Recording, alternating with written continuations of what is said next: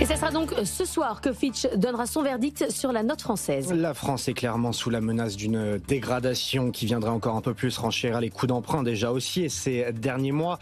Mais avant ça, il y a quand même eu un début de bonnes nouvelles hier. C'est la croissance qui résiste ou qui au moins fait mieux que prévu. L'INSEE table sur 0,8% cette année, ce qui reste quand même sous la moyenne de la zone euro. Et quand on regarde dans le détail pour la France, Margot Faudéré, il n'y a rien pour arranger l'état des finances publiques. Effectivement, le premier point qui doit attirer notre attention, c'est la faiblesse de la consommation qui est pourtant le moteur historique de la croissance française. En 2025, elle ne devrait progresser que de 0,5%, 2 fois moins vite que l'année dernière.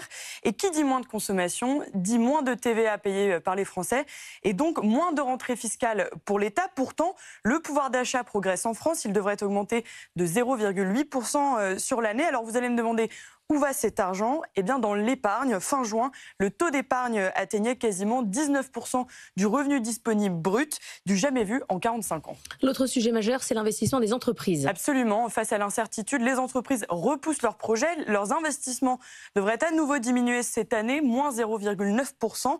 Et là encore, cette situation peut amoindrir les recettes fiscales de l'État, parce que moins d'investissement, c'est moins de production et donc moins d'impôts sur les sociétés. C'est aussi moins de création d'emplois et donc moins de cotisations sociales, même si pour l'instant, il faut le dire, l'emploi résiste plutôt bien, avec un taux de chômage qui remonterait légèrement à 7,6% cette année. En tout cas, vous l'avez compris, la manière dont la croissance évoluera ces prochains mois aura forcément un impact sur la capacité de la France à résoudre son problème de déficit.